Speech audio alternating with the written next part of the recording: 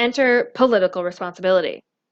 On page 8, Young explains, quote, Samuel Scheffler argues that moral sensibility and moral theory lag behind massive changes in the relationships and structures that condition people's lives. Many of the problems we collectively face are large-scale problems, some of which cross national boundaries, such as global warming, volatility of financial systems, unemployment, and countless other issues. Yet the concepts of responsibility we operate with derive from and are most suited to issues of smaller scale interaction.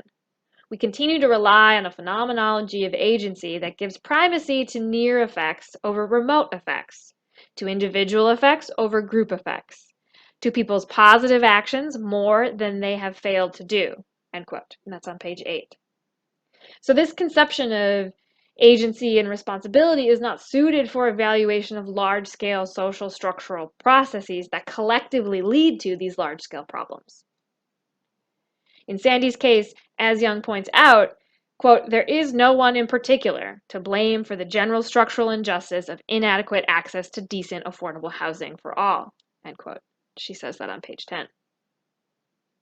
So Young argues we need a concept of responsibility that reflects the fact that we cannot always trace the negative or positive impact of a given structural reality back to specific agents, even though agents' decisions and actions create these structures.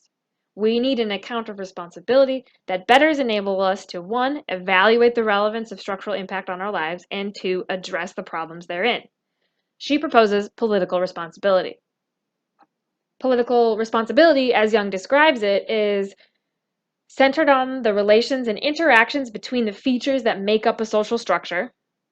It is forward-looking in purpose, in that the purpose of identifying who all is responsible and how so is for the purpose of changing those structures leading to an injustice. And it separates responsibility from blame, in contrast with the liability model of responsibility. As Young explains, quote, a concept of political responsibility says that we who are part of these processes should be held responsible for the structural injustice as members of the collective that produces it, even though we cannot trace the outcomes we regret to our own particular actions in a direct causal chain. A concept of political responsibility fills this role without attributing blame, end quote. She says that on page 11. Here's a nice blurb on moral responsibility from Wikipedia.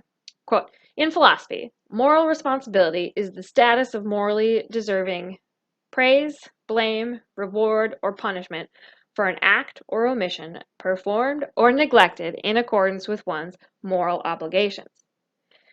Deciding what, if anything, counts as morally obligatory is a principal concern of ethics. Philosophers refer to people who have moral responsibility for an action as moral agents.